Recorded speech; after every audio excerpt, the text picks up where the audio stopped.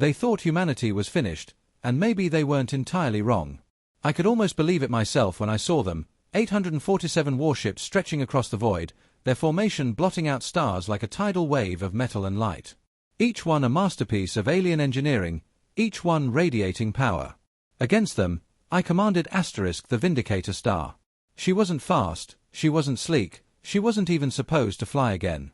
The engineers back on Earth had called her obsolete, a relic, something better suited to be a museum piece than a warship. But when the colonies screamed for help and no other fleet answered, the old beast was all that remained. Ugly, battered, and stubborn, just like the people she was built to protect. The bridge around me was a patchwork of flickering screens and groaning steel. Every panel bore scars from old battles, every console hummed like a tired veteran who had seen too much war. I stood at the center, gripping the railing as the alien armada closed in. My crew was gone, most killed long before this moment, the rest evacuated. It was just me, the ship, and the cold determination that humanity's end would not come without a fight. The Council had broadcast their victory across the stars before they even fired a shot. They thought surrounding one human ship would be nothing more than an execution. They thought I would surrender, or cower, or beg. Instead, I ran a hand across the console, feeling the vibration of ancient engines still loyal enough to respond. My voice was steady when I spoke, not for anyone else, but for myself, for Earth, for all those already lost. Let's show them what ugly can do. The enemy ships glittered like jewels in the darkness, 1,000 lights reflecting off their flawless hulls. They were built to impress, each vessel a piece of art as much as a weapon, with curves and angles designed to inspire awe and terror. The Council spared no expense on beauty. Their fleets were not just war machines, they were symbols of dominance. And then there was my ship. The Vindicator looked like she had crawled out of a scrapyard and somehow refused to die. Plates of mismatched steel covered her sides like scars, engines sputtered with uneven pulses, and her hull was painted not with sleek insignias, but with rust and burn marks. Against their perfection, she was grotesque, a hulking reminder that humanity had never cared about looking pretty when survival was on the line. Inside, the ship was no different. Wires dangled from cracked panels, pipes hissed, and the air was thick with the smell of recycled oxygen and machine oil. It was a coffin compared to the alien palaces drifting outside. But beneath her broken skin, the Vindicator carried something the aliens couldn't see, centuries of ruthless human ingenuity.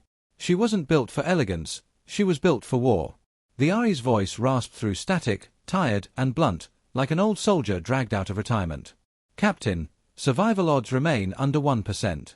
Tactical retreat advised. I almost laughed. Retreat. There was nowhere left to run. Earth's colonies were already burning, their defenders scattered and crushed. I leaned forward, staring at the enemy wall of ships, and let the fire inside me burn away the fear. Good, I said quietly. That means we still have a chance.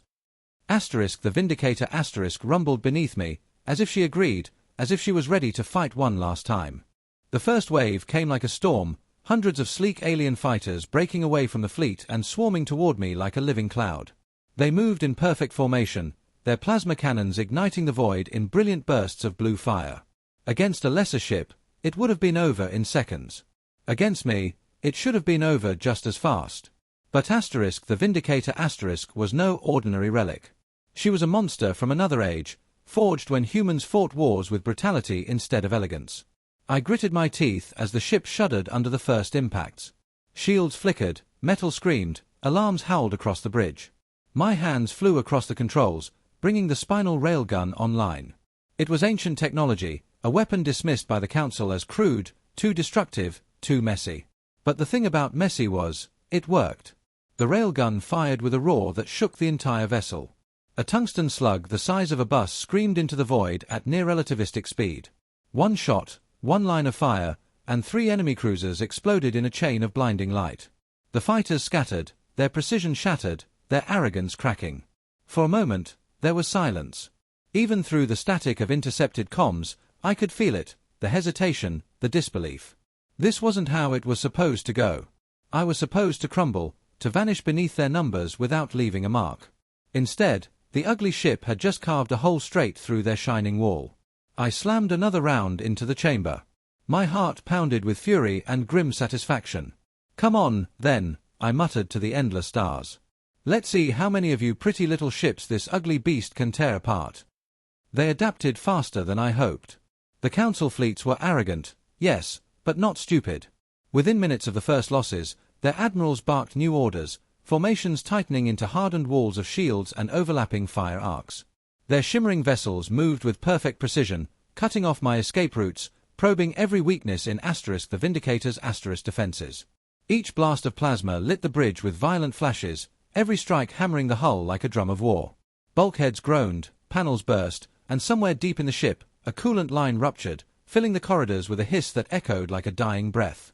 Still, we clawed forward. The ship shook, but she did not break. Every time a warning light flared red, I forced my mind past it and focused on the next shot, the next enemy. My hands trembled, blood dripping from a cut across my temple where shrapnel had kissed me. But I refused to yield. Images haunted me as I fought, the burned colonies, the families slaughtered in council pacification campaigns, the silent faces of children who would never grow old if we failed. That rage became fuel, merging with the ship's battered heart. The Vindicator wasn't just a weapon anymore, she was vengeance given form. Every railgun slug, every missile we managed to launch through the chaos, carried the weight of that fury. The enemy's fire intensified, as if they thought they could drown my resolve beneath sheer numbers. But they didn't understand. Humans don't fight because the odds are fair, we fight because the alternative is extinction. And with every strike, with every groan of tortured steel, I felt the ship screaming the truth at them, we would not die quietly. Not now. Not ever. Somewhere in the middle of the chaos, I began to notice a shift. The intercepted alien comms no longer dripped with smug certainty. Instead, they quivered with something I hadn't expected, fear. They had entered this battle believing I was a doomed relic, a single captain clinging to a worthless hulk. But with every warship that the Vindicator tore apart, their confidence cracked. They stopped calling me human. They gave me names instead, the Iron Ghost, the Dead Ship, the Ugly One. Titles meant to make sense of the impossible. I almost smiled. Fear spreads faster than fire, even in the cold of space. The truth was far less impressive than the myth. I wasn't a ghost, I was a man hanging on by threads. Blood stung my eyes, my body ached with every movement, and the ship was a rattling coffin held together by grit and old bolts. I had no grand strategy beyond staying alive long enough to make them pay. But they didn't know that. To them, I was a phantom lurking in the dark, striking with impossible precision, refusing to fall. Every time we crippled another cruiser or split a squadron apart, I could feel the legend growing. The Council fleets began to hesitate, their once perfect maneuvers breaking as commanders shouted at pilots to tighten ranks, to fire faster, to kill the Ghost before it swallowed more of them. That fear became a weapon sharper than any railgun slug. I wiped the blood from my face and forced my body to stay upright. My breathing was ragged, but my voice was steady when I muttered into the empty bridge, "Let them be afraid. Let them see what ugly really means." And with trembling hands, I lined up the next shot.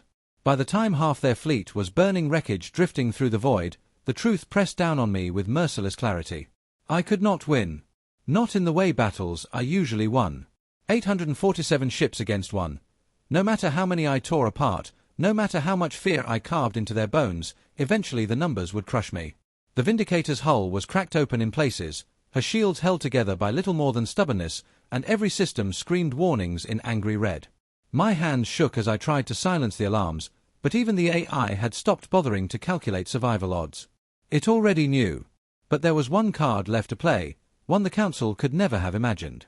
Deep in the Vindicator's belly, sealed away beneath decades of dust and forgotten protocols, lay a weapon from humanity's darkest wars. The Singularity Bomb. A forbidden relic capable of collapsing space itself, swallowing fleets and planets in an instant. It was the kind of weapon that had ended wars long before I was born, outlawed and buried by treaties that were supposed to keep the galaxy safe. I stared at the console that armed it, the blinking warning lights casting an eerie glow across the ruined bridge. My chest tightened as I thought of what it meant. If I used it, the Vindicator would be lost. So would I. But maybe that didn't matter. Maybe survival wasn't the point.